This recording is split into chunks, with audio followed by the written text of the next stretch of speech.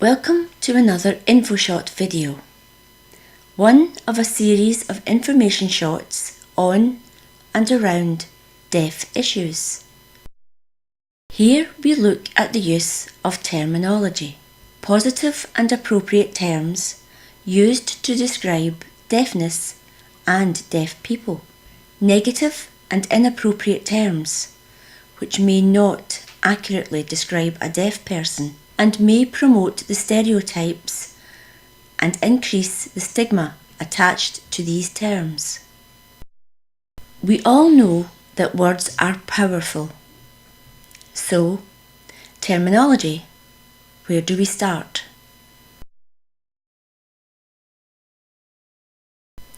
Only kidding.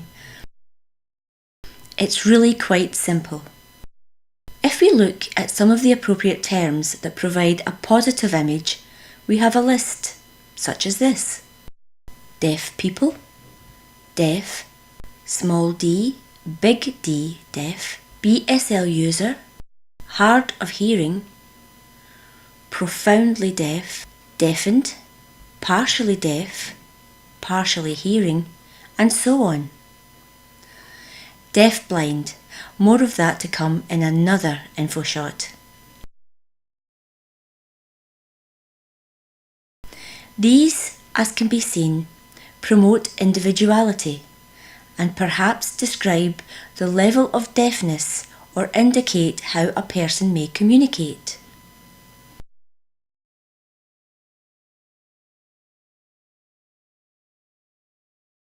Positive and appropriate terminology do not clump everybody together. Why? Because that brings about the danger of treating everyone the same. As we can see, there is a wide spectrum of deaf people, and not everybody is the same. There are also some terms which are not truly negative, but do not really reflect the individuality and are used mainly within professional services such as medical, education or social work.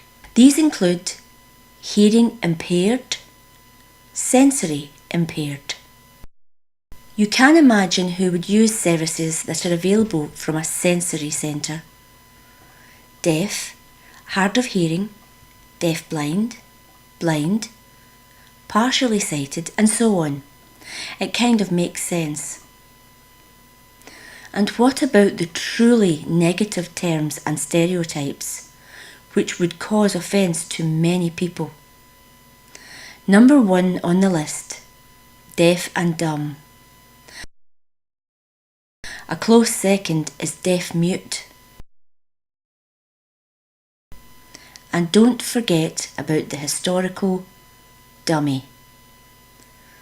Others include deaf without speech. Many deaf people do not use their voices out of choice, not because they can't. The deaf. Deaf as a post.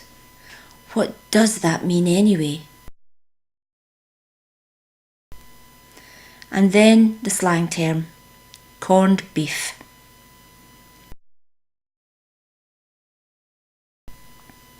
These terms do not reflect what it's like to experience life as a deaf person, and may even affect a person's well-being if constantly referred to negatively. So, next time you're writing a report or giving a presentation, think about the choice of words you use. Does it accurately describe who you are talking about? And is it projecting a positive image? Not only of a deaf person, but a positive image of you.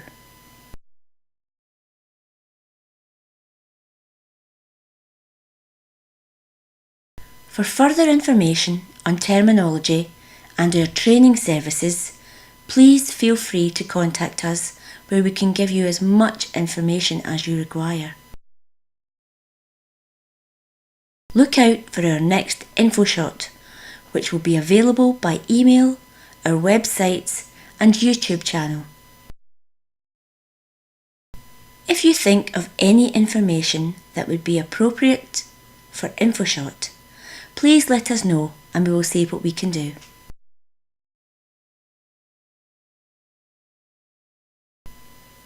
Again, we hope you enjoy this InfoShot as much as we enjoyed making it.